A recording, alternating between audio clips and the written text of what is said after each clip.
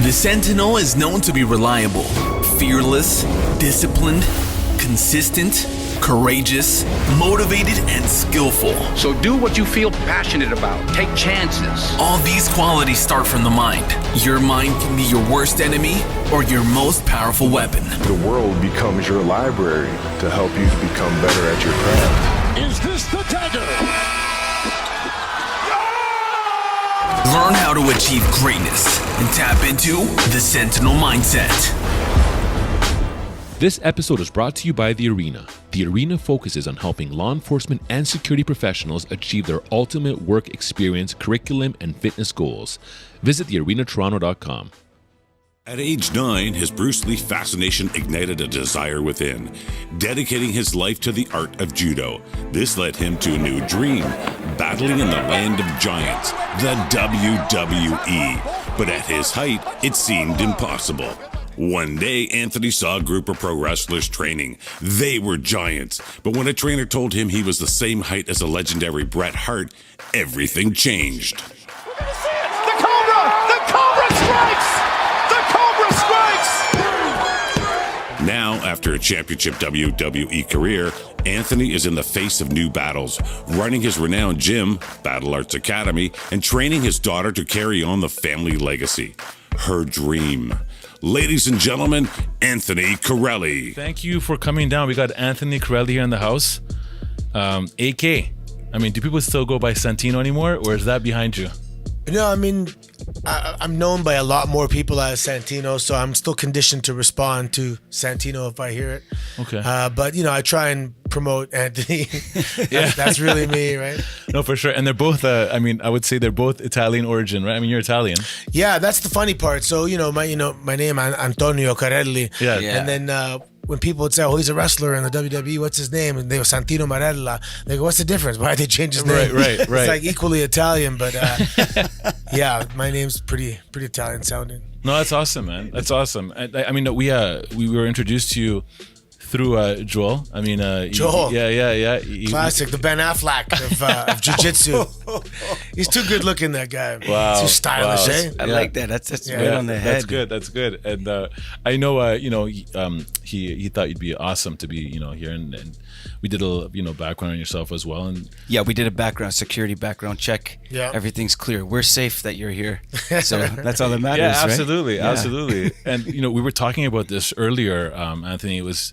It's the hustle and the grind to get into anything that you're doing. I mean, in your path. Yep. To read about it. I mean, I actually 2 weekends ago we saw a film called Wrestling with Your Family. Have you seen? Not Fighting with My Family. Yeah, with Paige. Yeah, did you watch that? I haven't watched it. No, I know her family. It's in the story. Yeah? What an amazing story. I mean, obviously, I know it's for film, and maybe they're kicking it up a bit more with the theatrics. But it's a pretty interesting story. Like she comes from a family of, and the history of pro wrestling is kind of carnival.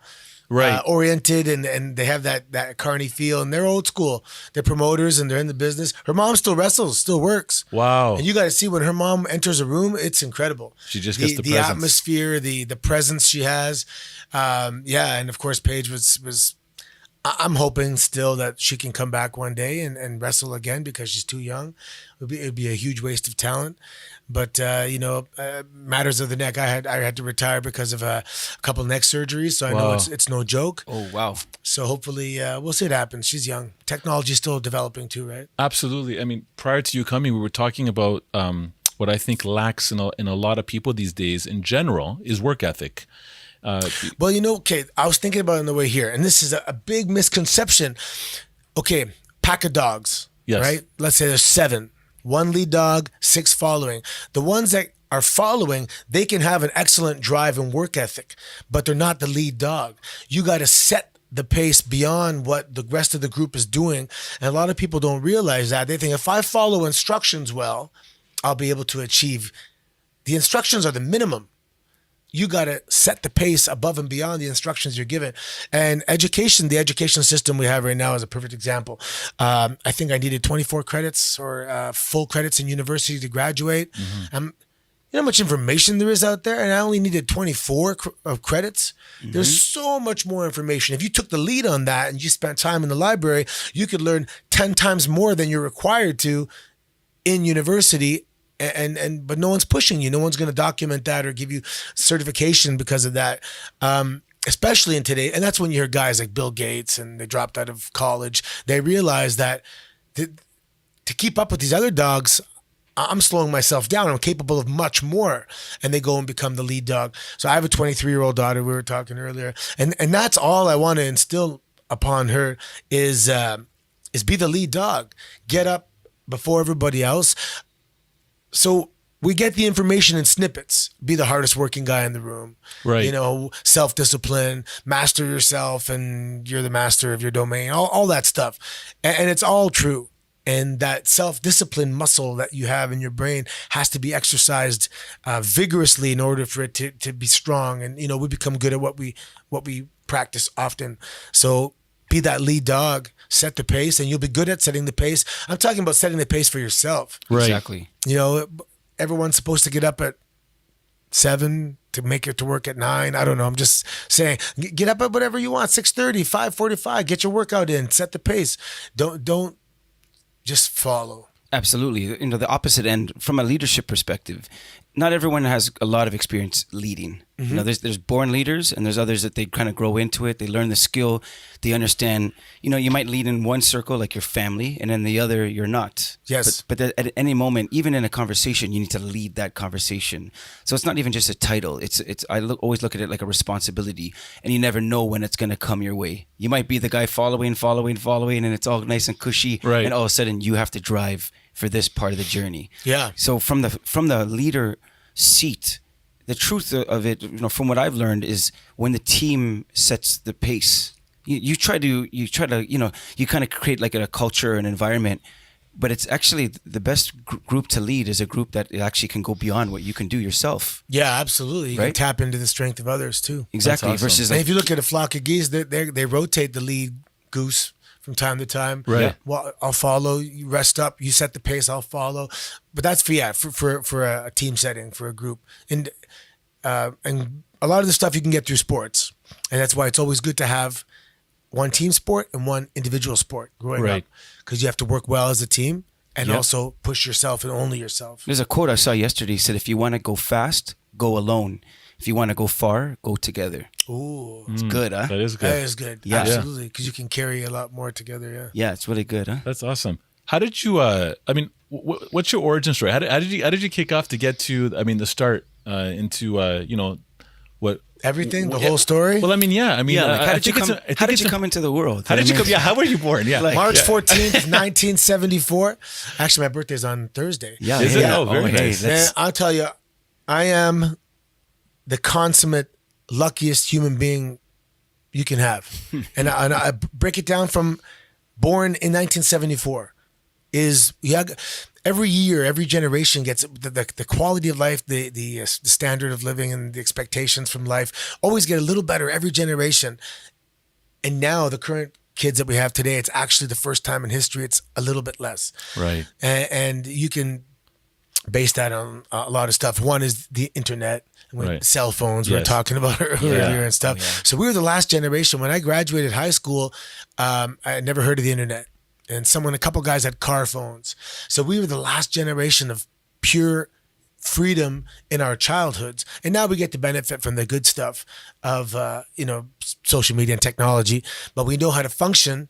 You know, I saw last week someone gave me someone dropped off the Yellow Pages. And I'm like, What? Yellow Pages. Wow.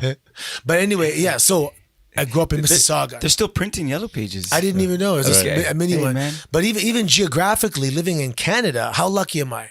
So the time I'm born, the place I'm born, I'm already ahead of almost everybody on the planet. Canada, I mean, I can go on for hours about Canada.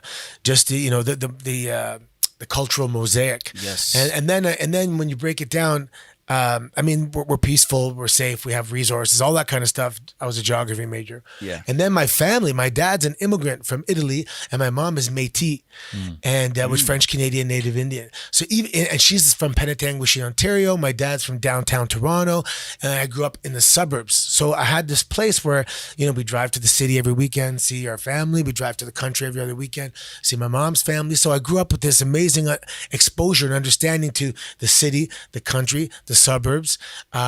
We have this American influence that we can see. Yeah, Big Brother. We can watch Big Brother, Brother, but let him do his thing. Yeah. Do good things and bad things. We can learn from it. We can learn from it, and just starting from there, I've just been lucky from day one. The wrestling thing started kung fu movies.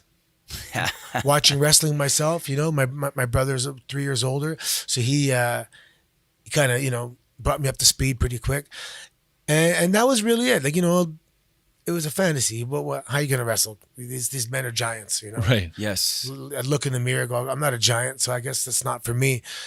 And then years later, and because of Bruce Lee, I started judo at age 9. That's why I know Joel from judo. Oh, nice.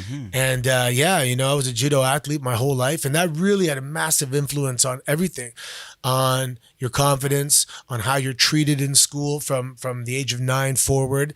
You take the same kids, let's say twins, and one kid trained as an athlete and one just didn't, and they're gonna have two different experiences in life. And judo was a perfect sport for me to become strong, become confident. It's a very complex sport, and it gives kids something outside of the regular, not 9 to 5, but whatever school is, 9 to 3 or whatever. School, that routine. And identity. I never got bullied. I mean, there were bullies that tried, but I wasn't the victim. Right. And judo was perfect. And then because of judo, amateur wrestling is very similar. It's grappling. So I did amateur wrestling in high school.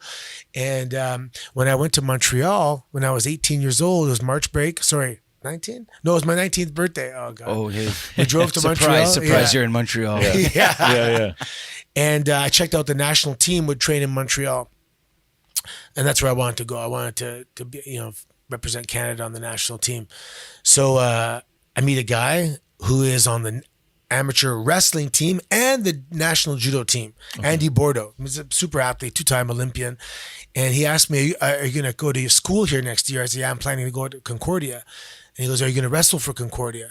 And I was like, I came for judo, but I mean, if the coach understands I'm not going to be able to train full time with the whole team because I'm doing judo, but I'll definitely come and participate. And when I went to that practice, the coach, Victor Zilberman, who was a GSP's wrestling coach, even I think to today, he just looked at the audience and I introduced myself. I'd like to participate today. And he goes, okay, go warm up with that guy. And that guy, to this day, is one of my best friends. His dad was in the WWF in the 80s. Ooh, so that moment was like just a crazy cosmic interaction where, and later in conversation, I'm like, your dad was what? A professional wrestler? And he has like a little school in Markham. And I'm like, holy crap. I just felt this feeling that was beyond the regular day-to-day life, that something just happened in terms of I met something I was supposed to meet. Really? Just hearing it, hearing the F word, WWF. Yeah, okay? well, it's been a long time since I've heard that one. I know, it has been, yeah. Well, the fact that he had a school and he was involved and he trained people. Right. And I'm like, well. So something felt like you gravitated toward? Like, how do you describe it? Yeah, it was weird. It was, man, it's rare that you have those moments where the sound changes. I'll give you an example. Ooh, Let's say you're wearing earphones and you're at the gym training, and then you take it out and you tune into the regular sound around you. Right. The sound kind of changed where I was like, whoa. And just, I think this is my calling. I was off the track and I was put on the track, and now we have a place to go. It was a comfortable feeling, and it was the right feeling, I guess, and that was so then that was like a seed that was planted again. Finished university, and so nothing happened with wrestling immediately after. You just distinctly remember that moment, that seed, as you said. Yeah. Okay. And then there was years later, I'm talking to Coach, and we were doing the MMA side. So his first gym was UFO Pro Wrestling, was in Woodbridge, and I'd go there and we'd do like the MMA. This is in the 90s still. You know, we had sambo guys, wrestling guys, judo guys, and we're all just grappling and collaborating. And there was the pro wrestling over there, but the guys that were doing it then were over 300 pounds. They're big guys. And then I remember the conversation when he told me, like, you know, you're the same size as like Owen Hart, Bret Hart. And I'm like, so my size is not a barrier? Really? I said, if it's not a barrier, then, you know, I'm in. I have a pretty good feeling I'd be good at this. Wow. And The Heart Foundation. Yeah. Man, So my coach, Don Koloff, he was at the Calgary Stampede at the time that the WWF kind of acquired them and took some of the guys over. And yeah, we started, there was a little delay with my training because they had to get a new school and someone sold a building and yada, yada. But yeah, I started training 2002 and I was behind schedule. I was 28 years old, which is for some guys, they have 10 years experience at that time. Yeah, that's incredible. And first match 29. I knew there wasn't much going on here, so I took off. The only connection we had was in Japan. And I was under the impression that if I go there and just do well enough there that they're going to hear about me here and draft me or recruit me or let's get this guy back here. That was just the game plan that we had because you have to come up with a game plan, and I didn't have enough experience to know otherwise. And that's pretty fascinating that. So the seed's planted because you catch wind of a pro wrestler that lives in the midst, because it always there's seems a link. Like it always seems like it's so far. Everything, especially in those days, if it was on TV, it's in another world. Like like you don't expect it to be on your home turf. So that's amazing that it's planted then, and it's amazing. Maybe that was the feeling, that breakthrough of the fantasy world, just had a piece of it came through. Yeah, it's within arm's reach. It's there. It's tangible. You just know it's like it's within your geography. Yeah, your geography major. And then second, I think what's amazing is now just hearing that Bret Hart was your size. Now all of a sudden, all that changes is that you believe it's possible. Yeah. Right. You know, if you think, I say that just because. It's really interesting how things unfold when you go back. It's almost like sometimes you step into things having no idea, but it kind of chooses you. I remember hearing about Arnold Schwarzenegger, that he decided to train for Mr. Olympia because he saw himself win. So again, I said, you know, this is what happened. He saw himself when he learned of the competition and he was exposed to it. He doesn't know how to explain it. He had a vision in his mind, a premonition, a clear picture of himself winning the competition. So because he saw himself winning, he decided that he's going to train. Yeah. So the training was literally, the training was just, this is what I have to do and put in order to see that outcome that I know that's going to happen. Right. Interesting. Huh? Right. Very interesting. He wasn't trying to, he was fulfilling something that he felt was deposited there. Yeah, I didn't, I have a wrestler that in 1998, I said, I'm going to do this. I'm going to wrestle. I will make WWE. And one day I will be Intercontinental Champion. And then it's like, okay, bro. Okay, this guy. And I said, this guy's drinking at 11 a.m. I felt it. I said, in 1998, to this day, he goes, you called it, bro. You called it. And there wasn't a doubt in my mind. I remember I was living in Kentucky in 2005, and I was dating this girl. And, I said, I'd like to take it more serious and be my girlfriend. And she's like, well, you don't have a job. And like, you're like 30 years old. I'm like, I'm going to wrestle for WWE. I'm going to be the Intercontinental And she goes, come champion. on, we have to be realistic now. It's kind of a hard thing. I'm like, almost like, are you joking? Take that negativity, get out of here. And there was just not so like a tightrope walker, you have a job, a task, you walk in the tightrope and you're focused and you look. And then when you look back and you go, oh my God, if I fell, I would have been dead. Right. And that was the same kind of focus I had. There was absolutely zero question in my mind that this was going to happen. And then when I look back, because, at the time I got signed, I was 32 years old. Wow. And, I ran out of every single last penny I had like a day before I got signed. So my family's kind of freaking out because I'm living in the States. I can't work there. I'm spending all my savings. They tell me it's coming. I know they're interested in the stuff I was doing there at OVW, Ohio Valley Wrestling. And so it was great that we had success, but even better that we avoided disaster, which would have been... But Anthony, you said obviously your parents, old school Italians. I mean, like my parents, old school Greeks.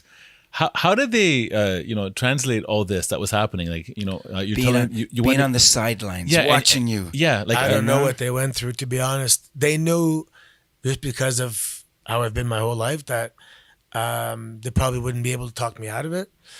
And good luck. We'll see. My parents were always there. I had something to fall back on. They would have taken me home any moment. Right. And that's one thing about Canada that's really good too, is that the worst case scenario here is it's not that bad of a worst case scenario unless you are absolutely on your own. And there's people that are on their own. They have no family anywhere.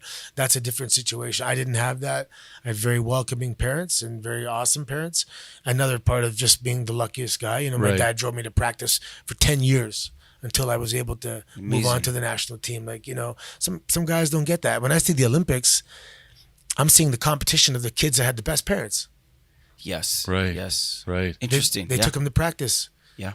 Invested in them, kept them on the journey. There's actually a commercial that was aired a couple of years ago, and it just shows like these moms taking their kids or kids to hockey practice and the grind over and over. I think it's a Tim Hortons commercial. Probably, yeah. But it's going through the grind. They had a couple of heartfelt commercials. Yeah. And then you see like this gymnast is now an Olympian. This hockey kid now is a NHLer, and then it goes on and on. That's why when someone gets drafted, it's a huge thing for the family because it was a family endeavor. It wasn't just this kid got drafted.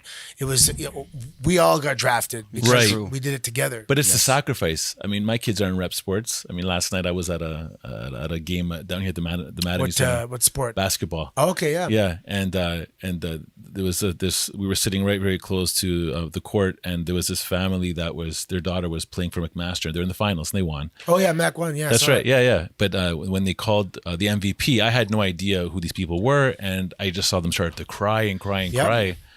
And realizing it was their daughter, right? And just to see that scene, it's like, wow. It's amazing. Every Olympic gold medal is tears, every single one. And I'm a wrestling coach now. I coach wrestlers, and one of the things I always coach on is look at the. So when someone now in WWE, let's say, just wins a match, they're kind of like it's standard fare. I win every week, right? But I'm like, if you want me to believe it's real and suspend my disbelief, you got to react the way people really react. Look, UFC. That's good. Someone can be exhausted, 25 minutes of an incredible fight with a vicious pace. They're exhausted, but last 5 seconds knockout, this guy's going to find the energy, the adrenaline to run around, do a backflip, climb the fence and go, right, exactly. Flex. That's right. And that's how we got to react and respond in professional wrestling matches. I cried when I lost. I came second in Canada 4 times before I finally won, and I cried more when I won. So it's very, very emotional. It's just the sacrifice and the investment and that mental just pushing yourself. It's a huge release. Yeah, it's not just that moment. It's that's what we were saying earlier. That whole journey. Those that love, you can love difficult things, hard work. Right? We were talking about work ethic and just how it's become almost it's a commodity because you don't see it much. Yeah. You don't see it much. And I guess it's probably the product of what I love about what you were saying earlier. Every blessing or every convenience that you had being born in this country of this time, you took it as in a grateful way. Yeah. That it got you a foot forward. He took it as a blessing. Yeah, it's amazing. Yeah, and you took it, but I love that you look at it that way so you can maximize what it is. You're not going to take it for granted. No, never. Right? I did once. Yeah. I suffered. Yeah, I guess maybe that's what. Can you talk on that? Like, what do you God. mean? Like you suffered? Like, come on. I looked up at God one time and I said, "Is this all you got?" Yeah. And I was the national champion. I was the rookie of the year. I had a girl. I breezed. I got into university, not even trying. And I remember my teacher was so mad one time because I remember I needed like a 74 or 5, just say, to get advanced credit from some tests. I'm writing the exam and I count the answers and I go, okay, that'll give me this out of this. Combined with what I have, that's 75%. See ya. And he's like, "You're not finishing the test." I go, "I got what I need." And it just drove him crazy, you know? It was so easy. Even I had my daughter in middle of university. It was so easy. And I looked up and literally, I think You called them out. Called them out. And I was humbled very quickly. I had a neck injury the following year. I herniated a disc in my neck. From looking up too much. And then marriage fall apart, and I lost custody of my child, which at the time, it was the first thing in my life I did not have control of. and I'm just not understanding why I can't pick up something with my right arm because my neck. And and then university finished, and I had to move back home to Toronto here, and we started. I couldn't train. I was still in school, and we started partying, getting into drugs, and downward spiral, and this is around '98, the year. It's all of '98, a little before, a little after. But the first time in my life, the only time in my life where I didn't consider myself a winner or an achiever, and you're hanging around with losers, and you're, just partying and they call it the sideways years, right? Yeah. It's funny because they're a long time ago, and they're just it's that if I wrote out my life on a time, like a time chart type of thing, those years are going to be shaded in, pretty bad. And then I had to, so I tell people I fell down the mountain and I hit every single branch and rock on the way down, and I didn't appreciate the view the first time. And then we started crawling, and we had to crawl. I lost my car, and I was 26. I had to ride my brother's bike. Hold on. And were you living in Woodbridge at the time? Mississauga. No car. No car, riding the bike. That's rough. And luckily, my mom co-signed, and I had a $3,000 Cavalier to make the comeback, and we got a $10 an hour job, and then an $11 an hour job. Then I got this is after university, $13 an hour office job, and then a second part-time job, and we clawed our way back. We clawed our way back, and then when we got to the top, I appreciated it. But it took that first time of not appreciating it to go through that. For sure. I wish, and for my daughter and stuff, I would like her to avoid that situation, and just trust me, appreciate it when you get there. Yes, you don't want to have to learn the hard way. No, for sure. I did. So. Yeah, they say the best way to walk through a minefield is follow someone. And the the reality is even though you've gone through this journey, the reality is that some people listening, or even your own family, might just decide they want to find out themselves. You know what I mean? Which is like, the bad thing to do, right? You have the guidance of someone to tell you, the wisdom of someone, and that's the whole thing. I don't know what happened. I don't know if I was trying to just cover up the pain of I realized the Olympics weren't happening because I had to come back home, and my neck. I missed the qualifying year. Of not having my daughter, and also growing up as an athlete, sometimes you're very sheltered. I didn't go out on the weekends. Sometimes I worked on the weekends too, but we grew up in a nightclub culture, and there was just drinking and drugs around everywhere. Everyone was partying. Right. And so it was the living room for people for a long time. Yeah. The club. The living room. It was a living room, like literally. Yeah. And during that period of time in Toronto, the nightclub scene was absolute world class, and 7 days a week there was a place to go that was just rocking. Yeah, and there was mounted police on the streets just to keep order. Yes, oh God. Yeah. And I don't know, I'm a young guy. There's beautiful girls out there in the clubs, and I just got swept away for a little bit. And I always want to be good at what I'm doing. Like I said, I became good at partying, which was not good. But so what was the change? How in those years, what changed for you for the ascent again? For you to start climbing, dust yourself off? Was it a moment? There was one pretty interesting moment. I was with my ex-girlfriend, where those guys just come around and take pictures in the clubs. Yes. Yeah. And he took a picture of us, and then he it was a Polaroid. Yes. And he gave it to us. And we looked like just zombies, and we were white, and we were sitting there, and we were high, I'm sure, and like ecstasy and all that kind of stuff. And I was just so ashamed. I ripped up the picture, and that was a critical moment. There was another critical moment with my daughter when it was one Father's Day. It was, I was pretty bad hungover type thing, and wasn't able to pay attention to something, and that was about it. She was just about to get old enough to start realizing that something might be wrong with Daddy here, because Daddy just fell asleep looking at me talking and just closed my eyes, and that wasn't very good. And then I had a buddy that I said one time, I said, what the hell happened, man? I used to be a champion. And he said, no, you'll always be a champion. They can never take that for you are a champion inside, and blah, blah, blah.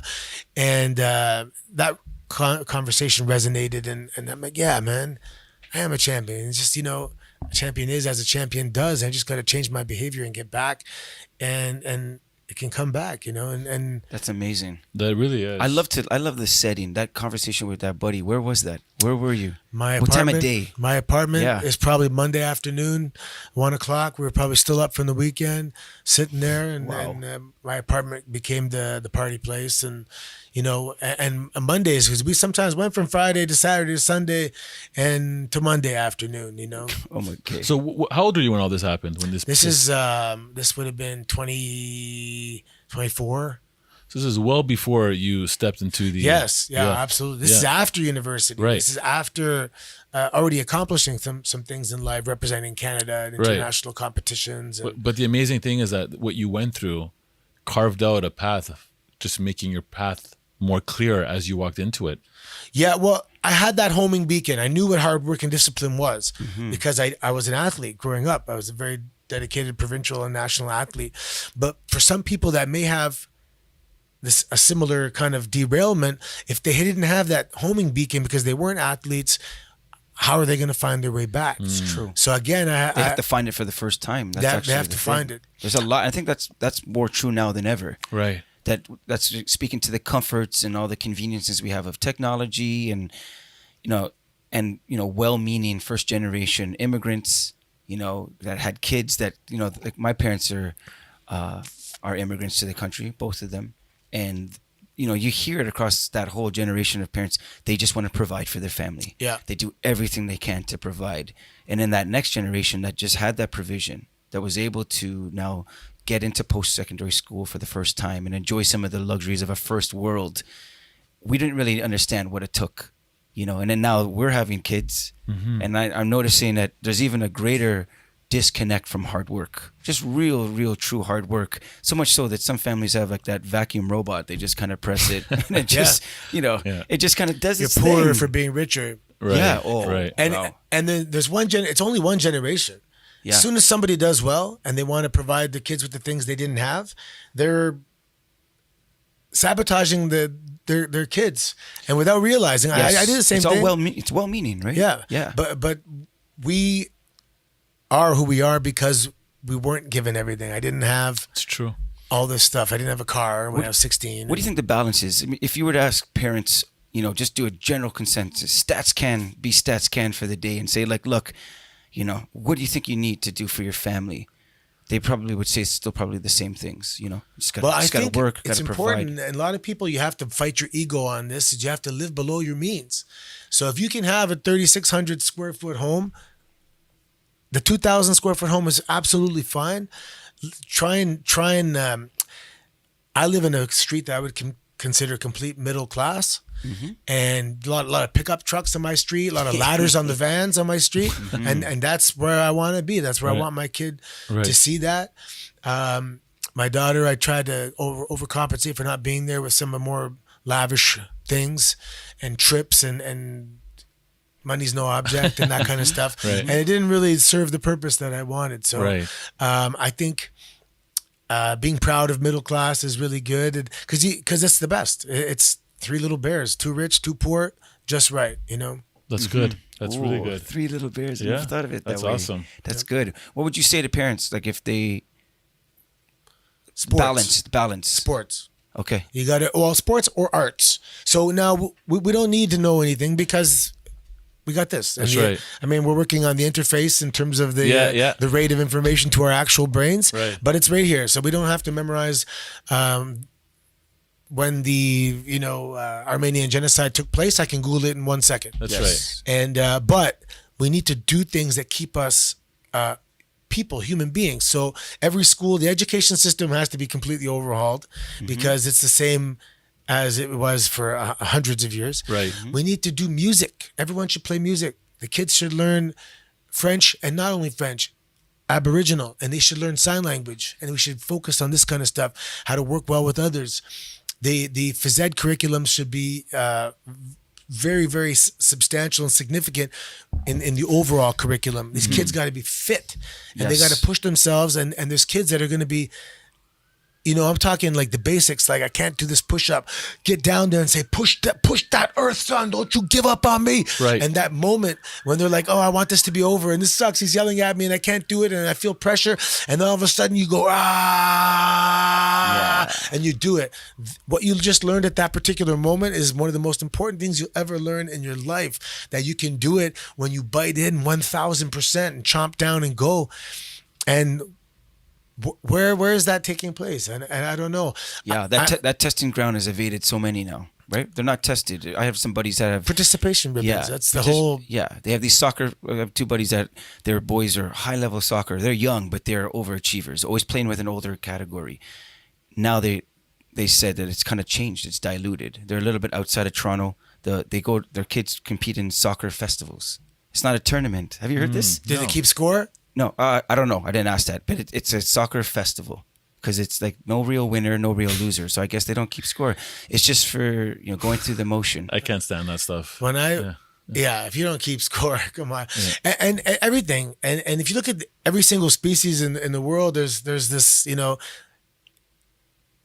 Okay, so for example, the same situation. Let's say you take away all the guns from hunters and people, but the bad guys still have guns, right?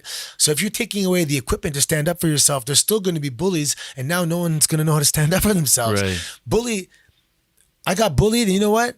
That was a life-defining moment when I stood up and became a goddamn hero in front of my peers, because the guy 3 years older got judo thrown on the front lawn and never bothered us again. Yeah. And that moment would have been taken away from me if there was no bully. And bullying is important, man. It's fight or flight, Right. Yeah. Right. No, that's good. That's a good way to look at it. Yeah, everyone's trying to avoid, right? Resistance. There's no growth unless there's resistance. You have to go through things, and it's part of it. I love the push-up. The push-up analogy is the most simple thing. Whether you're an intellectual or you're, a God-given gifted athlete, the principles of it, you can draw from it. I've seen people go through physical duress and they bail before they even start, before they could even feel the weight, or they start to catch. Their breath their heart rate elevates. They literally will just stop. And it's like, okay, no, keep going. And they actually make a choice to stop because their mind told them, I don't want to go through this. Yeah, well, the parents, I'm a coach. And so I see all different types of kids, alpha males, kids. I have one kid, he's making excellent gains. Mm-hmm. But in the beginning, I wanted to look at his mom and say, was he in a bubble? He couldn't even hold his head up by laying on his back. Really? He couldn't hold his head up or hold his feet up. He'd collapse. He's a smart kid. So I can reach him when I'm speaking to him. Right. And I said, look, I don't care about the push-up. It's not the push-up. This is just the vehicle we're using to get this understanding. And he's like, oh, I saw the light go up. Now this kid's doing sit-ups, and that is the perfect example. It's amazing. Sorry, but in the beginning, one time he stopped and took some water, and I looked like, what are you doing? He goes, I was getting a little warm. I didn't want to get too hot. I could get your ass back down there. And he's looking at me like, whoa, no one's ever spoke to me like that. I said, listen, I even talk to my students. If you guys grow up one day and don't like me and look back, it's a bad memory, I'm okay with that. Yeah. Right. Because I want you to leave here stronger than you were than you came in. And look, you want to be my friend? I'll be your friend 100%. But you want to benefit from this class the way you really can? For sure. Then I'm going to push you. Yeah, that's good. I'm making no mistake about it. I'm going to push you. And I have to do it with adults too. I coach professional wrestling as well. Right. So I make the understanding in the beginning. I say, who wants to do this casually? And that's fine if you do. Mm-hmm. You have a job, you have a family, you want to go work on the weekend. A couple of times we'll drive to Kitchener, do a professional wrestling show in front of 86 people because you like it. That's no problem. That's 100% you're welcome here. But if you tell me you want to do this for a living, well, I know the level of competition out there, so it's a whole nother understanding. We have to have a spoken understanding that you have to be the lead dog and you have to push. And in case you didn't know, you got to train MMA 3 days a week, professional wrestling 4 days a week, bodybuilding 5 days a week, count your food, and as well as have your job and pay your bills and do this. Right. So it's a massive undertaking. The good news is we don't have to figure it out. It's all there. You just have to add self-discipline. Right. And high levels of self-discipline. Yeah, I think the only thing that changes is the expectation. It requires more effort, right? For sure. You talk about that all the time. Absolutely. That drives Constantine crazy when someone says while they're on the couch, I'm going to make the NBA. Well, I mean, just right now, everything that you just said, that for someone that wants to go beyond just casual, the problem is that they're getting a message out there that they're looking at, for example, this wrestler and saying, I can do that. However, Whoa, hey. however, Hey. they don't know how to get there. Or if they do find out to get there, they don't want to go through that journey to get there. They just want that quick fix. Yeah, I have some wrestlers that they're like, yeah, I want to do this, and then 2 years later they go, I guess I didn't want to do it as bad as I thought. Jeez, man. And that's the worst part, because they are now, it's not the wrestling industry that they hate, or they're just themselves saying, damn, because I really believed I wanted it until I saw what it required. Right. And I go, I'm disappointed in myself because I don't want it. I'm not willing to do that. Right. What do you say to the person who got so close, who had that conviction, that belief? They had the audience, they had the family backing. It evaded them. They fell short. They fell flat on their face. What does that person have to do? I have two students right now that are right there. They got the look and the ability, and they just can't figure out one part of their life. One guy is a bouncer, for example. He works nights, but our practice is at nights, man. You got to come to practice. So take that factory warehouse job, 9 to 5, that you don't want. Mm-hmm. That's gonna, but you have to understand this is a means to an end. I did. I had jobs I didn't like, but I knew that wasn't my life. This is just until Right. this is a placeholder until the next level. Absolutely. And the ego, man. You got to check the ego.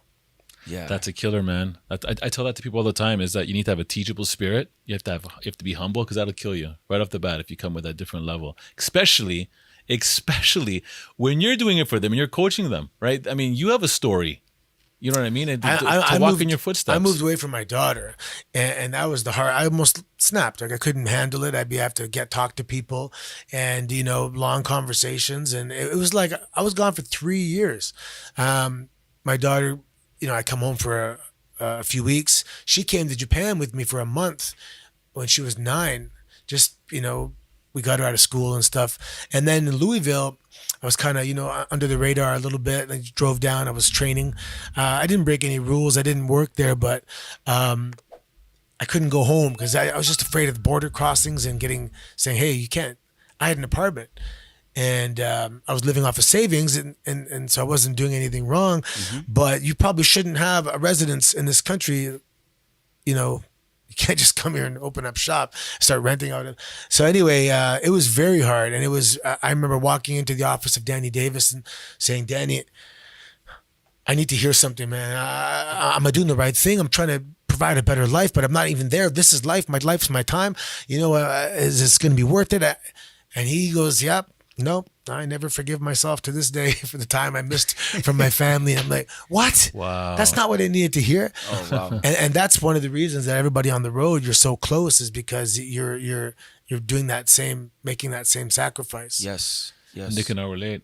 So going back to, I think, 20 minutes ago, we were talking about, it was in Kentucky? Mm-hmm. Where you went, where did that transition happen for you to get, do the tryouts, to get into that whole mode that got you into the work that you did to get there? So I moved to Japan. I was there for 1 year, just completely immersed in my little town, and I was more like MMA kind of training and professional wrestling. Did you trim bonsai trees?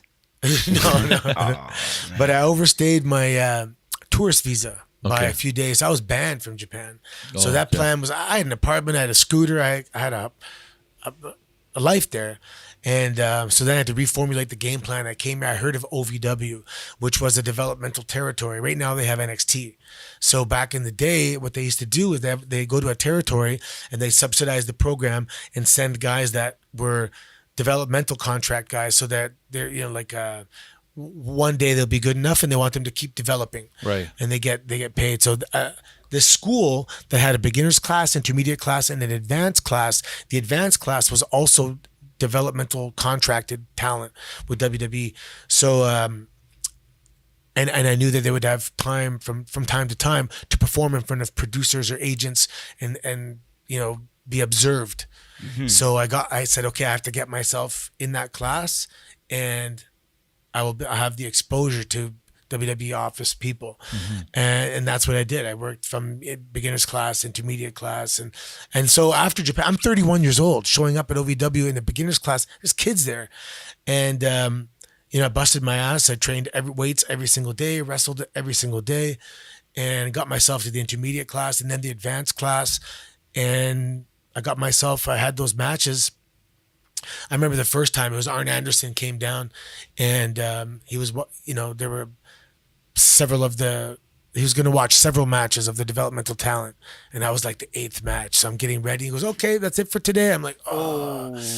But, he came back a couple months later and I had that match. And then Ricky Steamboat came down and I had that match. And Dean Malenko came down and I had that match. And I was getting good report cards. Nice. And the word was getting back to WWE. There's a guy there who's very believable and very realistic. And so I was on the radar and just had to hold on until the contract happened. Wow. And then... so that was August 06. I got signed, and I debuted on Monday Night Raw in April 07. Amazing. Nice. What's one of your favorite memories of being in the WWE world? Oh my God. I enjoyed the European tours a lot because I love Europe. Yeah. I love going there, and to me, we just treated them as paid vacations because when you're in North America, you have a riding partner. So let's say we're all 3 wrestlers and we enjoy each other's company and we have similar interests. Right. Like for example, if we want to train every day and you love strip clubs, it's going to be awkward in the car, Right. But you find riding partners, but it's up to you. You get your own rental cars, you get your own hotels. And these days with the apps, it's nothing, right? Right. But on the European tours, they have buses because make it easier for everybody. And usually it's like, let's say 2 weeks straight. It's a good guy bus, bad guy bus. So you can party and drink because you're not driving. Right. So you come on the buses, there's cases of beer, there's some cases of wine, and you got a 4-hour drive to the next town. And those are some of my best memories. Playing music, we're standing in the back, and it's just awesome times. And so everyone has a good sense of humor. Away from the ring, it's funny. Huh? That's right. Is there something in that world that people wouldn't know? What a view from the inside? Give us an idea from inside. What's something you have to become very good at living out of a suitcase. Wow. And I felt like I carried my bags for 10 years, and when I retired and I put the bags down, I'm like, wow, the bags are down. Like, wow. You live out of the bag. Yeah, you got your gear bag, which you have to carry with you. Right. And that'll have your boots in case they lose your luggage, you can still work. And then the other bag is your clothes. And, and then so many things. You have to become good at managing dry, wet clothes.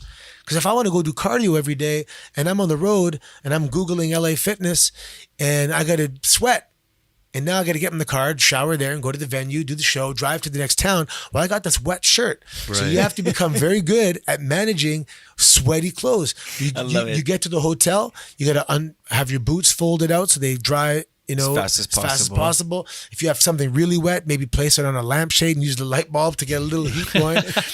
and sometimes I'll get like 2 double beds, sleep in one, but the other one's my stuff laid out, right? So it dries. Yeah. And see, this is the other side of a glamorous professional career. It's right? actually one of the biggest things is wet clothes management.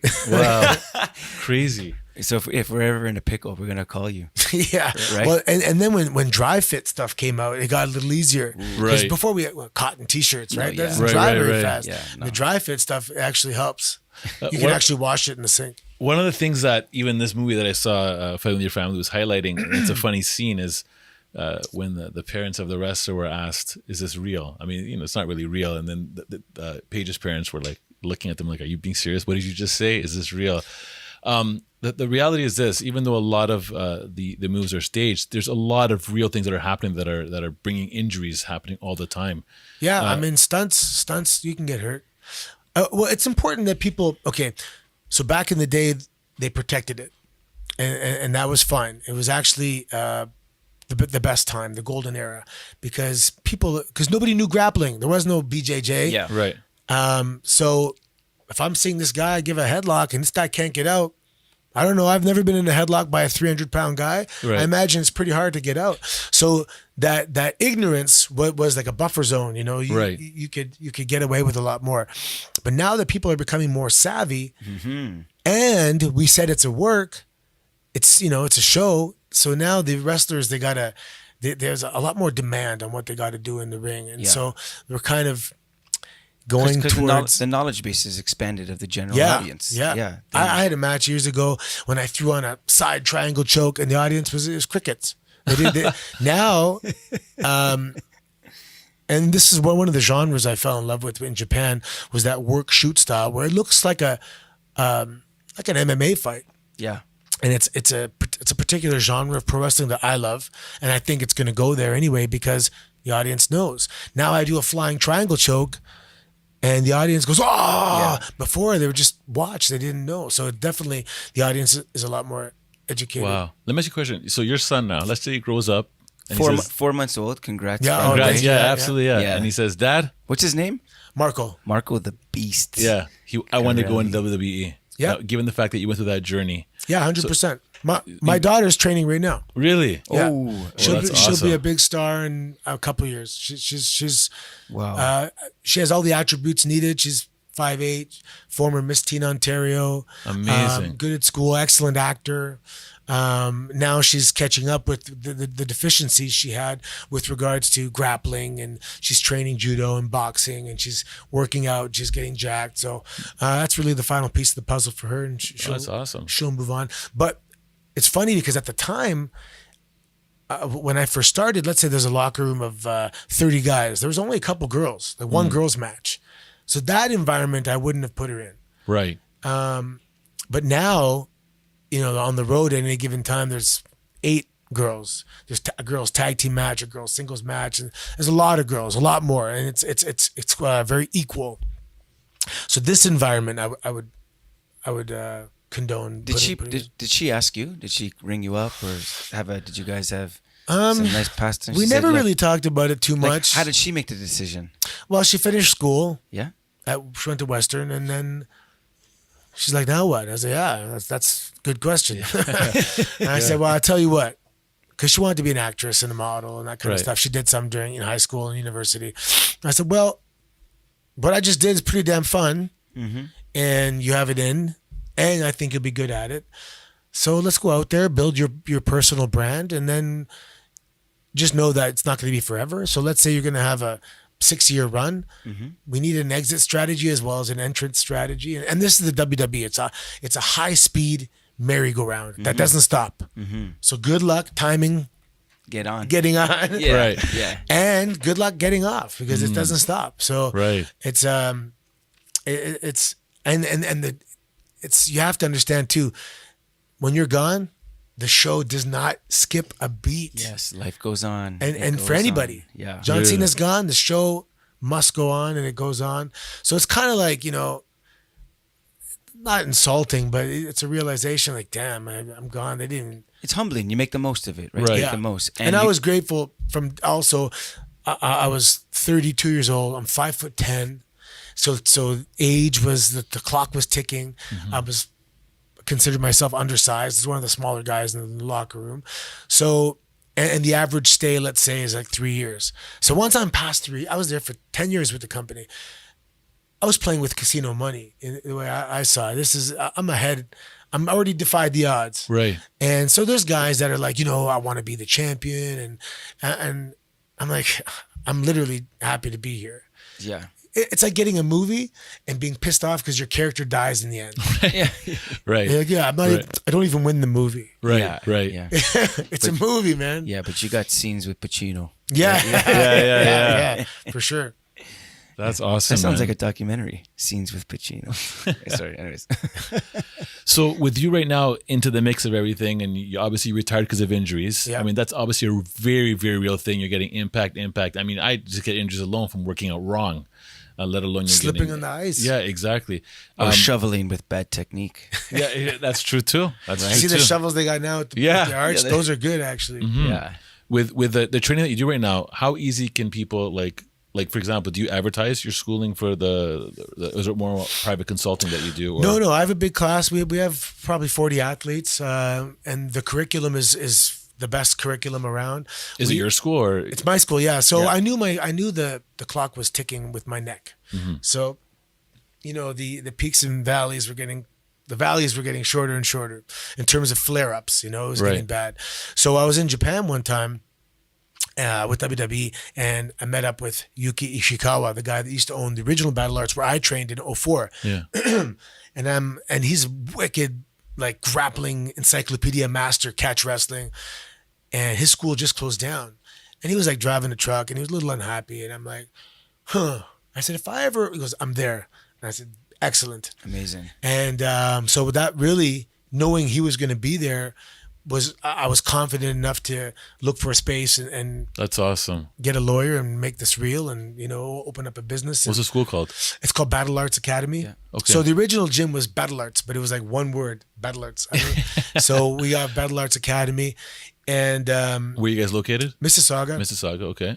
across the street from my old high school, Philip Pocock. Nice. And we're in the corner of Eglinton and Tompkin. But it's I remember listening to, it was BJ Penn one time, and he was talking about, I have to go to one place for my striking, one place for my grappling. I got to drive an hour for my conditioning. And everything I learned over the years, bits and pieces of OVW and Santa Monica and training facilities in Montreal or whatever, I made my dream facility. So we have a whole strength and conditioning. We got turf and we got Olympic platforms.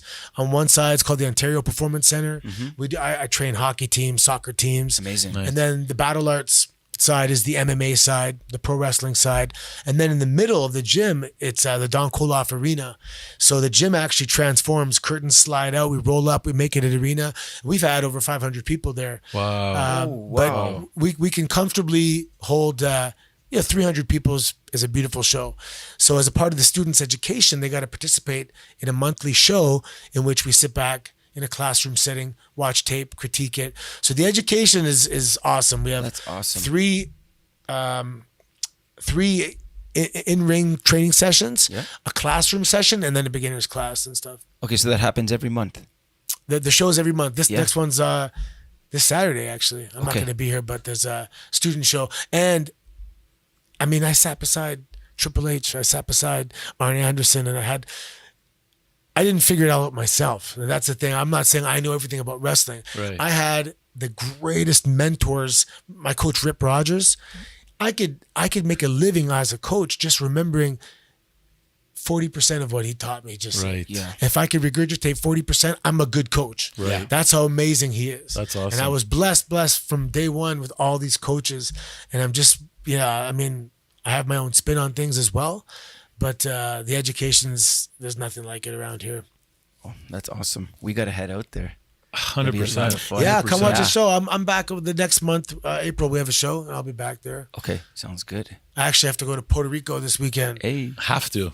Before I'm making an appearance, helping out a new company that's getting started. So it's a quick That's awesome. in man. Friday, Yeah. out Saturday night. Beautiful place. Have you been there before? Yeah, oh, yeah. Oh, it's really nice. That's the thing about wrestling is that I had a chance to Travel the world. everywhere. Yeah. Everywhere. I mean, we didn't go to every single country, but I probably wouldn't have made it to South Africa, if I, Australia, countries, everywhere in Europe, South America, Central Which is America. wrestling's huge for them down there. Wrestling's big everywhere. Right. For some reason, because almost every single culture has had something violent in the past. A Yes. war, civil war, indigenous people being executed. There's a history of violence in Earth, period. So there's some kind of subliminal, subconscious attraction to the simulated violence that we do on TV. So Absolutely. people love it. People Yeah. understand it. any standout moments in your international, interaction with people? Yeah, man. One time in Dubai, they flew me in for a media day. No, I was doing a signing at a video game expo, and I'm not into like celebrity treatment or anything like that. But this was the taste of. I was the Beatles that day. If you fly Emirates airline, first of all, the business class was. I didn't want to get off the plane. Yeah. It was 15 hours. Right. I'm laying flat and I fell asleep, missed the meal, ding them. They come and serve you with like a tray. It's not plastic little peel Right. off the lid. This is, Right. they're serving you anytime you want. The earphones, noise canceling, the screen is massive.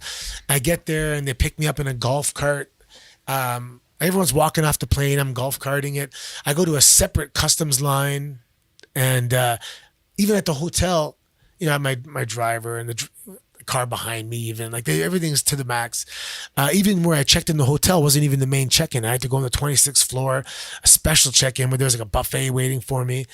Oh, wow. I go in my room and there's a cake with the icing on the cake is like my picture and stuff. And then the next day when we go to the thing, we have, Suburbans, black Suburbans, the back door. Mm-hmm. These security guys are linking their arms, making a thing around me. And I'm like, are they sure they know who I am? Like, cause they're like getting, like trying to reach like it's water, and they're telling people calm down or he's going to have to go. And so instead of having a table, like a, 6x2 table, whatever. Plastic table from Costco. Yeah. Kind of prop. This is like a chair, like in your living room, just a chair, like a big chair with a circle of stanchions around me with security holding it back, screaming, fighting to get through.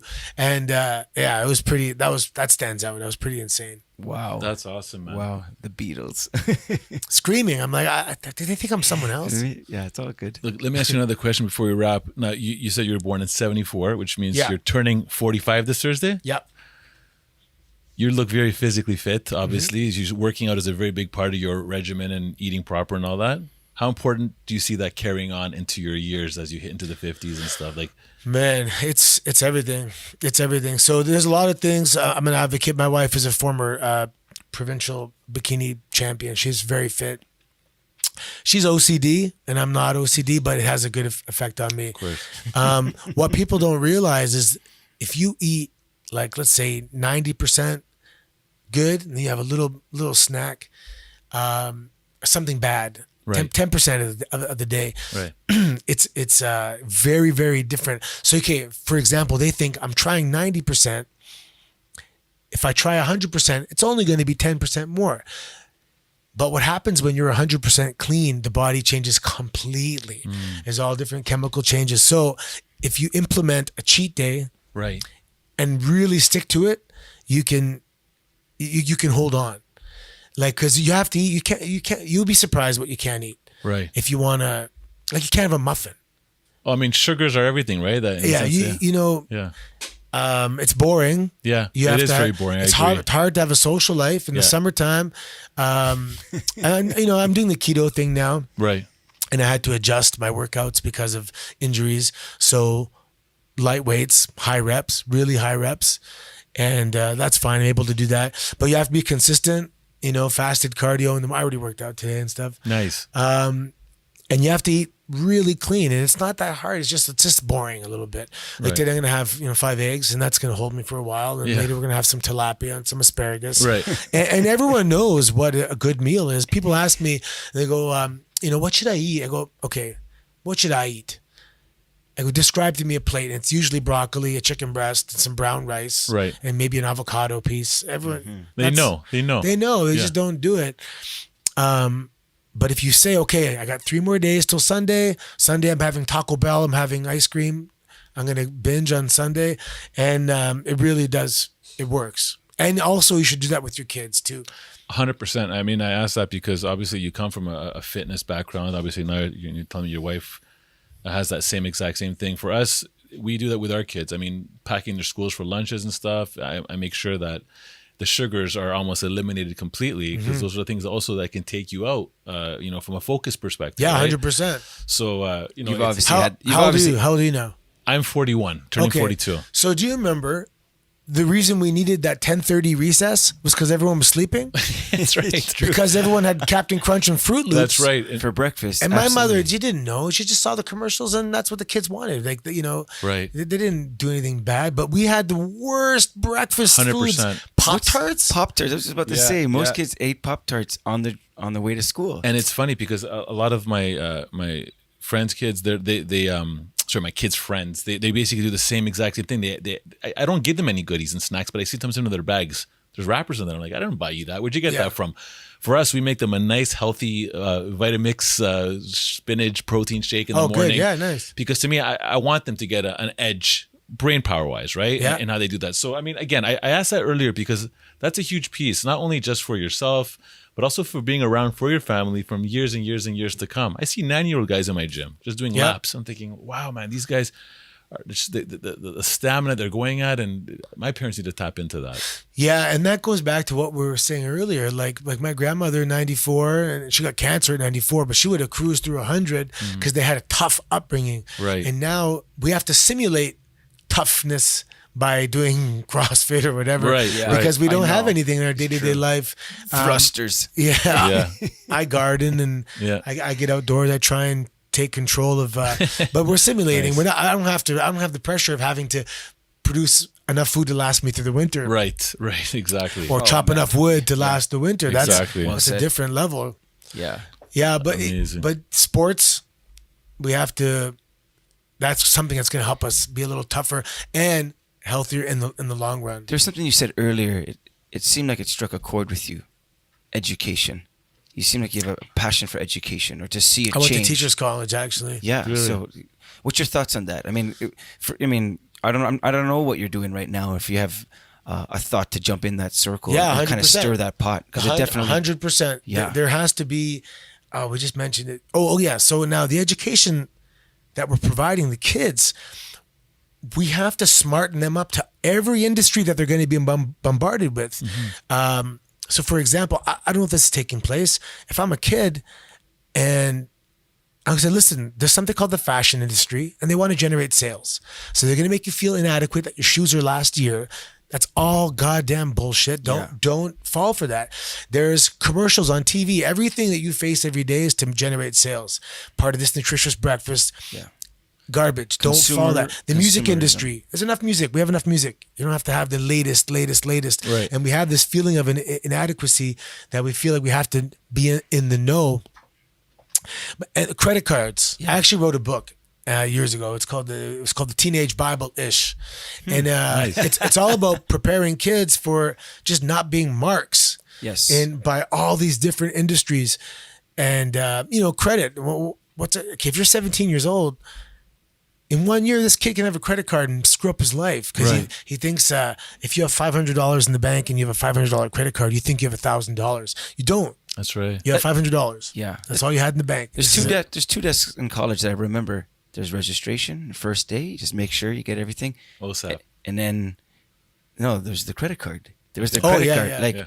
First thing in the college, there's like every credit card company's there trying to get you. Everyone. Yeah, 18, trying to round you And up. they spin it off as if, you need to have the credit card so you can build your credit, which, I mean, there's some truth to that. But the reality is that they kind of get you on these little statements, and then you end up, like you said, messing up quite a bit of your life. So groom to consume. You were saying your book. So you had this book for teenagers. Yeah, just to be woke is the term now, but you got to be, you got to know what you're getting into. I mean, even the education post-secondary, why is it 4 years? Maybe stretch it out, maybe keep a part-time job, maybe don't. When I finished university, I was $33,000 in debt. Yeah. And here I am trying to fight for Canada, and I got a girl pregnant. I tried to do the noble thing, and we got married and moved in, and I'm trying to get an education. And how am I starting so far behind the starting line when I thought I did everything right? So, and kids are like, hurry up and pick something you want to do when you grow up, and no one's even giving them all the options. Right. Yeah, I like what you said. Expose them to the different industries. What are the agendas of those industries? What do they want from you? Do they really love you, or do they just want you to? I mean, almost. You don't want people to don't trust anybody and be skeptical about everything, but you're a lot safer being skeptical. Skeptical. Yeah, it's about the everything. AM. Yeah, no, I get it. Pay attention. You were saying it earlier. There's something about when you pay attention, then you can walk wise. You can actually choose your course and not just follow people. That's Yeah, right. and even in the beginning. So right from a small kid, we're saying, what do you want to be when you grow up? So we're always thinking of, we're programmed to consider the future always, instead of also living in the moment. Right. And there's nothing wrong with saying to kids, hey, you're in grade 6 today. This is it. This is your life today. Of course, it's good to think about the future, but we can't just discard the current. That's right. So I was always talking about one day, and then my buddy, he looks and he goes, "Well, it looked like one day showed up." Yeah. So that was my next tattoo is going to be one day showed up, just to remind me to live in the moment and maximize everything. My brother passed away in September, so I'm sorry to hear. Yeah, it was pretty devastating. But yeah, tomorrow's not guaranteed. So Right. you know, and then there's the whole no one's happy and depression and all this stuff, whether it's social media or LTE signals going through the air. Who knows? Right. But we really got to teach kids, for example, to train your thoughts. I'm going to go to the gym and take 100 shots on the net if I'm a hockey player. But what am I going to sit there and think good thoughts for half an hour? And we don't teach that part for some reason, that you can become good at thinking good stuff. Mental training. Mental training. Yeah, that's huge, man. And instead of, again, regurgitating information, Right. we need to train our minds Right. to endure and to think positive. And the education system is, but you know, I'm not the one to rewrite it and say this is what they know, because now all of a sudden you're liable for everything, the future. Right. Yeah. Because children are it's a the big future. responsibility. It's a huge responsibility. Yeah. But something has to be done, though. Yeah. I think, yeah. It's awesome, Good man. luck whoever's going to do it. Yeah. I'm know. sure there's going to be a lot of critics along the way shooting it down, but you know, they're not going to be the ones to stand up and do it themselves. So it's not really fair. Yeah. I think the starting point is for the conversation to open up, for people from their own perspective, with their own sphere of influence, to say like, look, this is what school might have been or could have been. You know, I don't know if does anything like that exist? Is it? Yeah. No. I mean, it's scary. I don't know. And then, for example, I look at him. I don't know why, but we took religion out of a lot of schools. And, Yes. and for a lot of religion is what it is, but for a lot of people, that's sometimes their only exposure to a moral compass. Right. And because but the price is. I'm going to get into politics in the future, and a lot of it is like, the price of houses is so much that both parents got to work. So I'm dropping my kid off from 8 months old at daycare. That person's not going to care about whether or not this child is going to be a mark for all these industries, Right. or whether they're having sugar or nothing, right? That's right. And That's right. I mean, They're a placeholder. They're not a parent. they're not a parent, and that's part of the problem as well. We're not fully raising our own children anymore. I was giving great advice, my wife and I, when we had our first daughter. I mean, when we were getting married, someone said to me, they said, listen, think when you make your decisions. You're going to both have dual incomes. You're going to get used to dual incomes. You're going to have probably 2 cars. You're going to go on vacations so many times each month. You're going to get a certain size house. And then this is what this gentleman said to me. He goes, and then you're going to have a child. And he said, and your wife's going to have that dilemma. Do I stay home and raise my child, or do I go to work to keep up our lifestyle? Okay, so his advice to us, this is before we got married. He said, find a way to live off one income. Yep. Right from when you get married. Just live off one income. Yep. So we did that right from when we were married. Coupled with that, my mother-in-law, she has worked in daycare. She runs a daycare, and she's had, I guess, dozens and dozens and dozens of kids up until the age of 6 or 7. They called her mom. Okay, and she had to tell them, look, I'm not your mom. But they were dropped off to her at 6:30 a.m. from when the time they were about a year, up until 6, 7, 8, until they had older siblings that they could kind of watch them, or, and they would call her mom, and she's a daycare worker. And she saw, as much as she tried to pour her best, and she knew she's part of a broken system, that we have such a taxing expectation on consumerism and cost of living that people have had their family be kind of second fiddle, if you pick because up your they have kid more at square 5, foot. Yeah. If you pick up your kid at 5 p.m. and they go down to bed at 8:30, that's 3.5 hours that you got with your child. The daycare worker got 8, 9. Right. There's some serious issues, and that's why I say sometimes live below your means. Right. You know what? 2-bedroom condo. I get it. You want to have that house and everything, but if that's what it takes to live off of one income and have someone at home, I think that's more important. Yeah, and I guess, look, people, they choose their priorities. They might want to have a huge house, and they have their reasons, whatever. For me, I've always judged it. I've been grateful that I was given that great advice, that I want to spend time with my family. I don't want to have a huge house for them to have shelter, and I want to spend time with them. I want to see them and know, I'm not the best at it, but I'm pretty good at, if I see my daughter and she just doesn't glow and beam the way she normally does, I just know something's wrong. And I take pride that I try to stop and not just be living like a blur, because I'm just trying to make my expenses in order to, service and carry my debt. And there's all these well-meaning parents that do this, but they blindly raise their parents, and they're somewhere down the road, decades later, they don't know their kids. their kids can't lean on them. That Cats in the Cradle song, man. That one, when I Yeah. heard the words to that the first time, I had to throw the radio. It was just, we'll have a good time then. Right. And then, so let's say you do a great job and your kids they have the right nutrition and you teach them not to be materialistic and they get it. But then they go to school and they're in an environment where most of the other kids are not going to be taught the same way. Oh, they're swimming. And they're going to start questioning, Right. all this other stuff. And you have to say, listen, I know you're going to be bombarded with this, but we got to think above it. These kids, they don't know better. That's good, man. And Yeah. you can't, if you try and convince everybody, all the other kids, they're going to look at you like you're crazy. So we just got to know better and lead by example. Yeah. I mean, there's so many things. There was a video about, it was a hip hop video and gang violence. And they're trying to stop these gangs. I said, okay, so someone built a factory that produces gangs, and now we're trying to stop the gangs from being produced. Right. We have to go and take out the factory. Why is it in marginalized community that the ideal image, if I think of someone, is like hoodie and baggy? Right. And what happened to tuck the shirt in, clean haircut, and someone who's articulate? Like, well, Right. why isn't that the image? And maybe we should be spending money, maybe marketing dollars, to make that the image and change the product that the factory is creating in terms of the gangster. Because you're a product of your thinking. That's exactly it. Everything. I mean, from music is so powerful. The music industry. Yeah. It's people listening to music all day, every day. There's radio everywhere you go. The cars, there's stations, there's music playing all the time, and they have.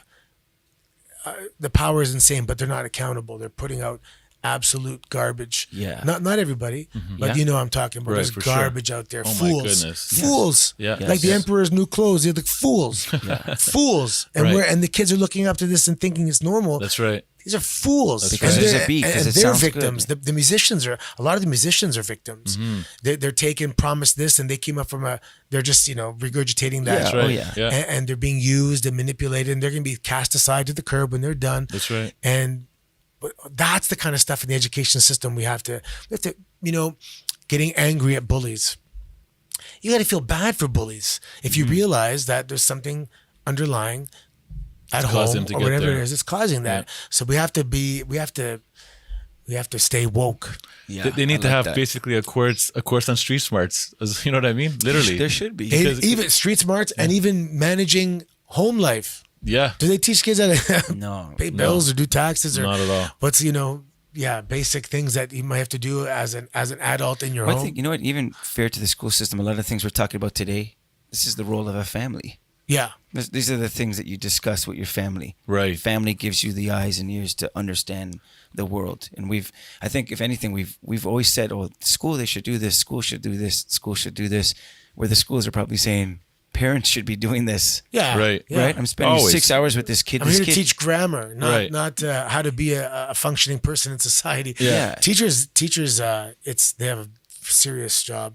In fact, when I went to teachers college, I went to do my first practicum as a phys ed teacher, and the guy goes, "Run while you can," Wow. and I'm like, "What?" He goes, It's like a movie. Run while you can. He goes, you don't have the resources to do what you want to do. The kids aren't going to listen. The parents are not going to appreciate anything you're doing. And the principal, his hands are tied. What a defeatist attitude, eh? Yeah. And it worked on me. I'm like, if this, So you did a side triangle on him, and then what happened? and this guy is telling me there was a heart to heart. Like, this is, I don't know if he saw something in me personality wise that realized it wouldn't have been a good fit. Yeah. But yeah, run for the hills. Some don't do well in a cage, That's Yeah. nuts. I'm one of those.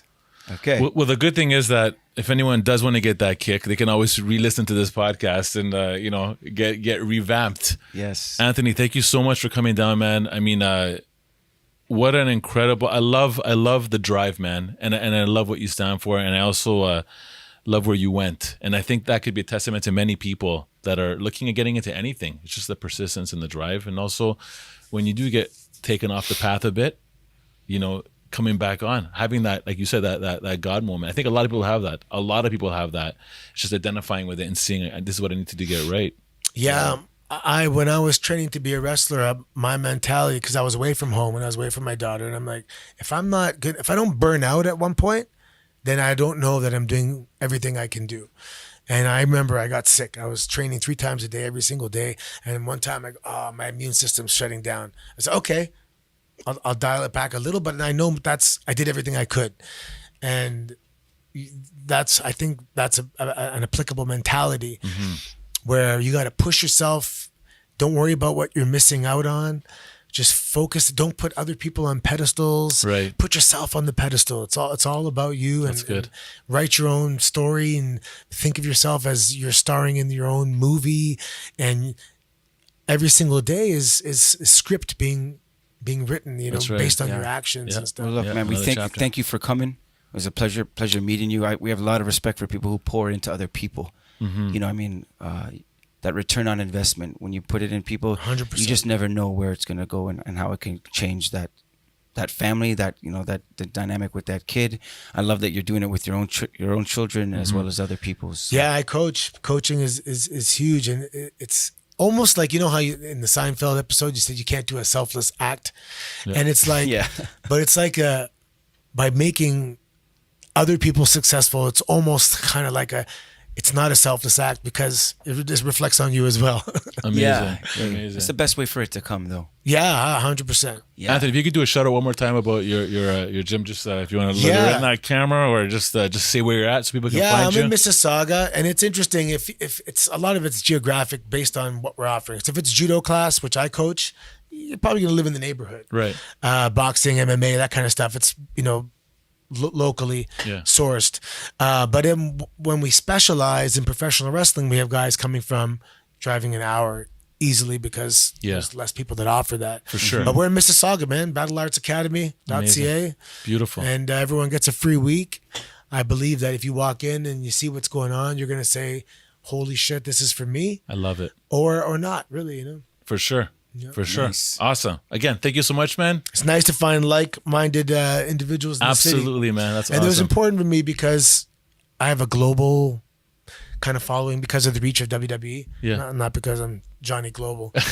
But I really want to build up my local. I want people, because a lot of people don't know I'm from here. Yeah. And I'll see people at Home Depot and they're like, what are you doing here? And I'm born in Mississauga, Yeah. So it's nice for me. I really want to increase my local presence. Amazing, man. Awesome. Again, thank you so much. Well, thank you. All right, Yeah, man. sounds Take good, care, man. Home Depot. Amazing. This podcast is brought to you by Executive Protection Lifestyle Canada. Make sure to drop by next week and don't forget to subscribe.